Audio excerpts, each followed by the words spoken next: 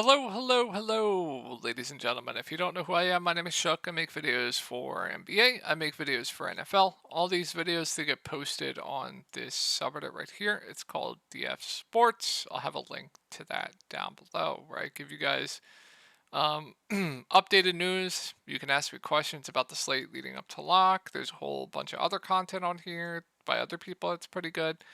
So this will be linked down below as well. Yeah, anything you need, I'll be in that Reddit before lock. And then if you ever need to get a hold of me privately, you can do so on Twitter right here.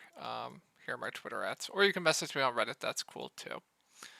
All right, let's go over my lineups from the past few days. It's been solid. I mean, we'll go over night slate. We'll go over main slate. We'll go over NFL's been great. Cash today with ease.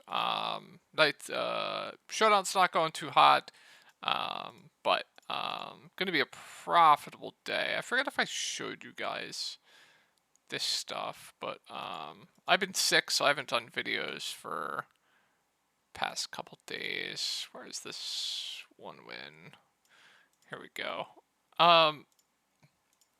This was the other night. I don't know if I showed you guys this. I feel like I might have, but I'm showing it again. $1,000 win there on the night slate. This was the night slate today. Cash there. This is the main slate today. My core nuked. Jokic core play, Derek White core play, Banton core play, and who am I missing? Banton, White, Jokic, Banton, White, Jokic. Okogie. They just didn't play him. I don't know why. This is the main slate the other day. I was on pace to absolutely have the nuts, win every tournament. I was going to win like 10K plus. And the Jazz just absolutely troll with the rotation for just unknown reasons. Just John Collins doesn't touch the fourth. Chris Dunn doesn't touch the fourth. Luka Doncic loses out on 6 minutes due to a blowout. Paul George loses out on 6 minutes due to a blowout. I faded that Washington game because it was over-owned and I thought there was a good chance of a blowout. It ended up happening. I faded Poole, who got scratched. By the way, if you played Poole, I feel entirely sorry for you. I was on pace to absolutely win like $10,000. I was in multiple tournaments. One was like 5K to first, 1K to first. Just unbelievable stuff with the blowout, with the rotation with Utah. Just sickening, sickening stuff. But still a good day there. I forget what slate this was, but good day here. It's just been phenomenal. Let's get into this 5-game slate. So if you are interested in joining my Discord, I'll have a link down below where you can get all this in-depth content where I give you guys cores to play, private videos going over the slates, just a whole bunch of stuff. That'll be linked down below as well. All right, let's get into the 5-game slate for tonight. So this is probably, as far as game environment goes, like you have Portland, you have Indiana, you have Washington, you have Detroit, you have the Pelicans, you have Utah. Like a lot of good game environments on this slate. There's a pretty solid one as well. So this slate's pretty juicy as far as like game environment goes, etc. Sorry. So news we have to monitor here with the Lakers is going to be Cam Reddish, LeBron James. I fully expect LeBron James to be playing here. And I'm going to go through this video pretty quick, guys. Still not feeling too well. Hard to talk right now. But Cam Reddish, not sure. I think he's more 50-50. We'll see. But going over if they're all in, then I think I prefer LeBron to Anthony Davis given the matchup going up against Joel Embiid, but I think both are fair to solid spend-ups. I mean, both are going to stuff the stat sheet, both are going to do everything for the team, both are going to play huge minutes, both have very, very safe floors, more so LeBron, both have incredible ceilings, more so AD, so don't mind either. I think they're both fine. D'Lo, Reeves, Reeves with if Reddish is in, definitely could hurt his minutes a little, but I would still think he'd play around 30 minutes, would still be a solid option. D'Lo at 6'3", minutes have been a little up and down. I think he got into foul trouble last game, not entirely sure. So I actually honestly feel a little bit better with Austin Reeves right now. So I do prefer Reeves to D'Lo, straight up. Reddish himself, he's playable if he plays. Was playing huge minutes before he got injured. We'll see if there's a limit.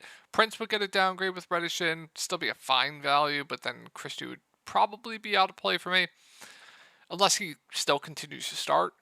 We'll see. And then if Reddish is out, then AD, LeBron don't change for me. D'Lo doesn't change for me. Reeves, I would feel a lot better about his minutes. I still feel pretty good with Reddish in, but would feel even better. Would still think Reeves would be a solid play. And then Prince would be a little bit better. He'd have to play huge minutes. Wouldn't mind him. And then I think Christie, he's been starting of late. 33, 23 minutes in these starting lineups. I think he would be a solid value play on this slate. So would like Christie, would like Prince, already like Reeves, and then LeBron, AD. They're fine spend ups for me. Going over to the Sixers, I mean, Joel Embiid, if you want to play him at 11-7, I'm not going to say no. Like, his assist rates are so up from last year, it's absolutely insane with no Harden. It just boosts his floor, it boosts his ceiling. Double-double upside every single night. Good defender, get blocks, steals, playing huge minutes. We know Nick Nurse likes to run a tight rotation, so I think Embiid looks like one of the best spin-ups on the slate. I really like Embiid. Now, I'd rather play Jokic over him straight up. You have Halliburton in a good spot up against Portland, but yeah, I think they all look good. I think I'd rank them Jokic and beat Hallie, but yeah, like Embiid here. Tyrese Maxey at 9-2. I think he's a fine play. I still think he's priced about right. But the good thing with Maxey is, like, if the game just blows out, he's going to play 36 minutes in a blowout regardless, even though this game's probably not going to blow out. Just saying, worst case scenario, if it does, he's still going to play 36 plus minutes. Stuffing the stat sheet as well. Assist numbers way up, but no Harden on the court from last year. Stuffing the stat sheet, playing 40 plus minutes a night. I have no issue if you want to play Maxey at that price point. Harris, Melton, they seem like pretty safe plays to me. They seem priced right, but they're also just playing huge minutes right now. Tobias Harris, good rebounder, decent scorer as well. So his floor is pretty high. I don't mind him. Feels fine. Price is right. Same with Melton. Seems priced about right, but fine filler plays to me if you need them. Batum, playable, but don't love much else here. Let's move on to Portland. So this game environment should be just juicy. So Malcolm Brogdon at the top, one of my favorite plays in the slate. I mean, I really like Malcolm Brogdon. He's just doing everything for the team right now. 34 minutes last game. He's been incredible since he's come back. He's going to lead this offense, going to stuff the stat sheet. Pacers have been giving up just a ton of points to opponents right now. So, yeah, I really like Brogdon here. I think the rest of Portland looks pretty solid too. I think Grant's solid. I think Sharp's fine. I think Ayton looks really solid, even at 6.9K. Scoot off the bench, I don't even mind at 5.4. I think he's interesting if he's going to be low owned tomorrow. There's just a decent amount personally for me to like with this team, and especially if the field's not going to click them at their price points, even better. It's just a dream spot going up against the Pacers with how many points per game they're giving up right now. So I really like Brogdon. I think Grant's fine. I think Sharp's fine. I like Ayton quite a bit. Scoot's playable. Kamara got in a massive foul trouble last game. Fair value. But yeah, this game looks juicy. Halliburton, like I said, probably my third favorite spend up on the slate, but also playing huge minutes, double pretty much every single night. It's him. Everyone else get out the way, pretty much. And then I like Miles Turner as well at 7.22K. Can't really look into his minutes the last few games. He's either been in foul trouble or blowouts, but that's always going to happen with Miles Turner. He is very, very foul prone, but if he does stay out of foul trouble, I'm expecting around 32 minutes from him. Insane ceiling, like the spot up against Portland. So yeah, I think Miles Turner is a solid play. If they continue to go with like Buddy Hield in the starting lineup, you can play him. I think he's priced about right now, but does have a ceiling when he's hitting shots. Bruce Brown, just very, very safe. Kind of like Melton, just playing huge minutes right now. So I don't mind him. He feels very, very, very, very, very safe. Mathurin's in play off the bench. Don't love it though. Toppin, started last game, played 24 minutes. Massive blowout though. I think Toppin's solid too at 5K. So this game definitely looks pretty solid to me. We'll monitor Naismith, but yeah, pretty good game environment. Definitely like this game. So recapping, Halliburton's a good spend up. Like Miles Turner, Hield's fine. Bruce Brown very safe, and I like Obi Toppin for value. All right, so got to keep an eye on the Poole news here. I mean, if you played Jordan Poole, I just feel for you, man. I really, really feel for you. Just unbelievable stuff. It's happened to me 3 times already this season with just random scratches after lock. I probably would have just jumped off a cliff if I had Poole that night. It just Every single random late scratch has been in my lineup this season. I finally avoided it with Poole. I feel for you so much. Trust me, I do. So we'll monitor the Poole news. If he is in, then I mean I like the ceilings on Kuzma and Poole. These two guys are going to jack up all the shots. These two guys are going to lead the way for this team. Poole has the low floor and he's not hitting his shots. Kyle Kuzma, more of the stat sheet stuffer, good rebounder. She'll play decent minutes. Like his minutes aren't going to get trolled, so his ceiling's interesting. I don't love the price point though at almost 9K. But yeah, in play for tournaments for me if they both play. Tyus I think is priced about right if they both play. Denny kind of the same thing. Feels like a solid, safe play. Point per dollar, he might look like one of the better plays to me. Point per dollar at his price point, but why do you only play? I don't know what happened with this rotation here. Plus the blowout, but I think normally we're gonna get around 30 minutes from him. Let me pull up this game actually. Um, I don't know. I don't know what happened there, but I think we're normally going to get around 30 minutes from him. So I don't mind him. And then Tyus, like I said, minutes kind of been all over the place, but minutes have gone up of late in competitive games. He has been reaching over 30, would be fine. Would prefer pull out then. And then Koulibaly, if the game blows out, he'll get minutes regardless. Even if it stays close, he'll get decent minutes regardless. He's fair value.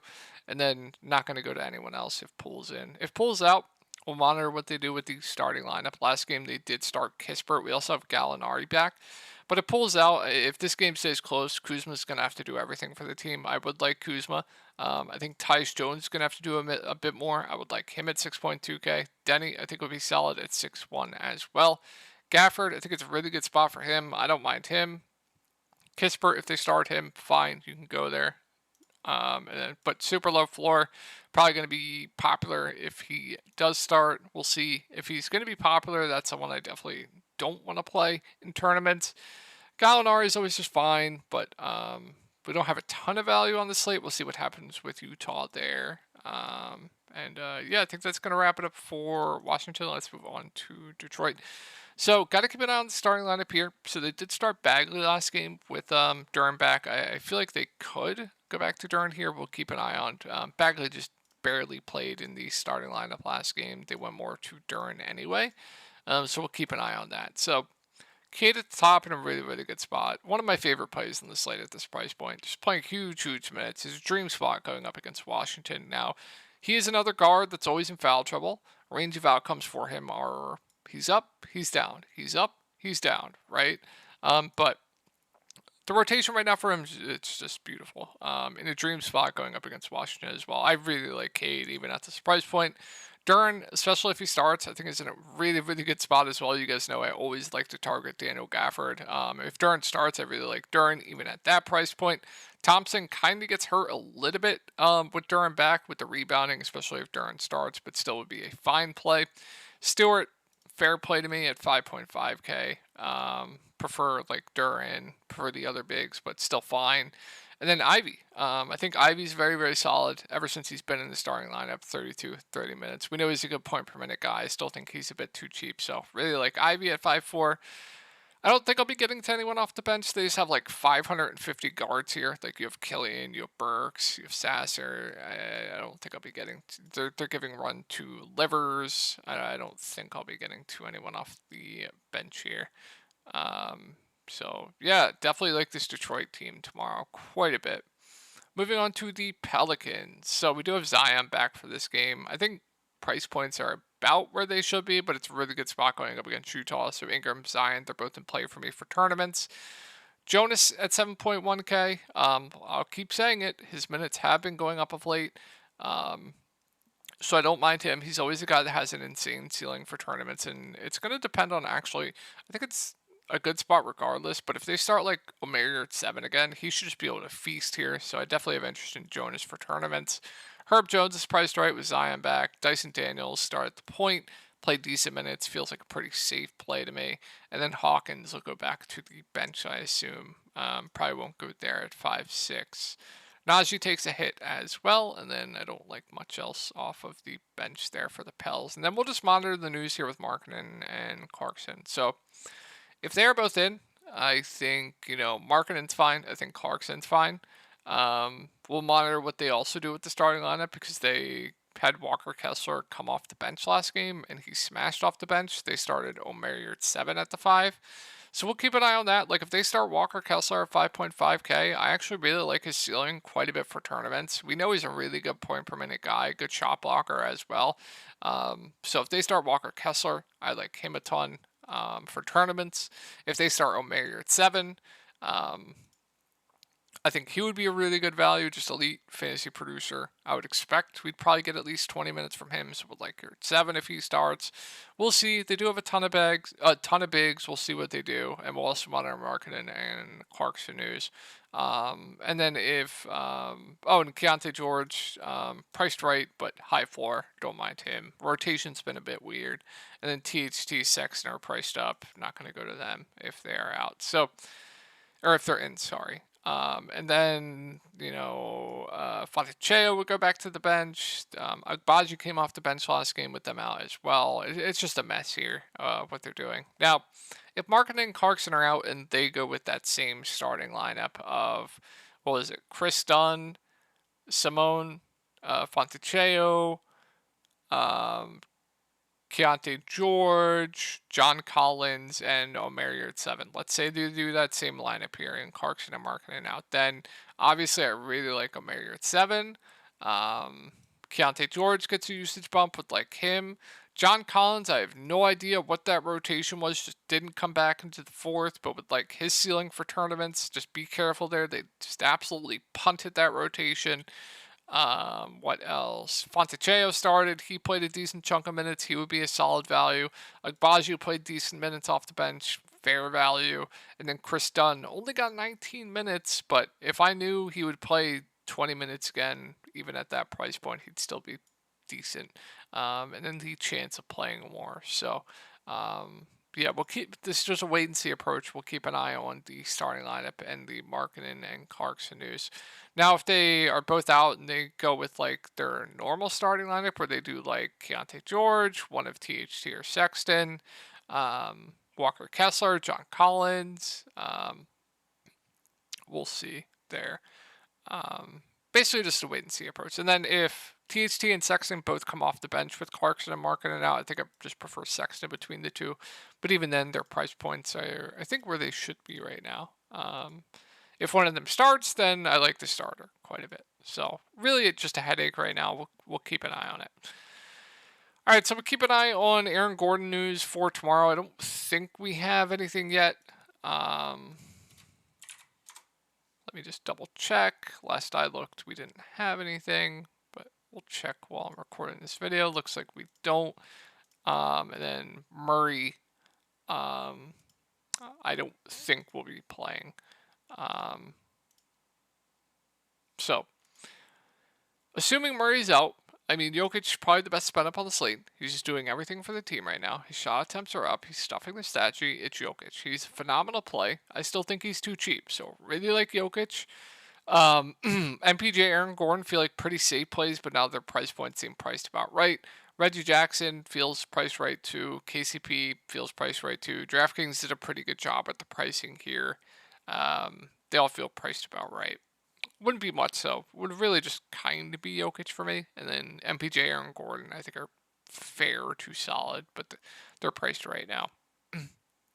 And then if Gordon's out again, then obviously I love Jokic. MPJ would be solid at 7.5K. I would like Reggie. KCP would be in play. Christian Braun will get decent minutes off of the bench.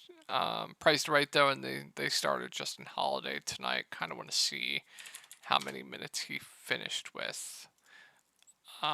He played 27 minutes, so he would be a fine value. Then you'll see more like Strother, Braun, etc. They would be fine large field tournament darts. All right, let's move on to the Clippers. So not the best spot here. You guys know what I'm going to say. Paul George, Kawhi, James, they're all in play for tournaments. I think I just prefer whoever's cheaper. So Harden would be that guy right now. Paul George, I prefer straight up. Harden, and then I guess Kawhi, but it's all pretty vanilla. They're all in play for me for tournaments. Westbrook's priced right. Zubac's probably gonna have to play a decent chunk going up against Jokic. If he can stay out of foul trouble, I like his ceiling at 5.3K. It does feel a bit too cheap. And then Terrence Mann, I think, is a solid value at 4-1. Pal, also playable, does have a big ceiling at 4.8. So I think that's gonna wrap it up for the video, guys. Hope you guys had a good night tonight, and I will talk to y'all in the next one.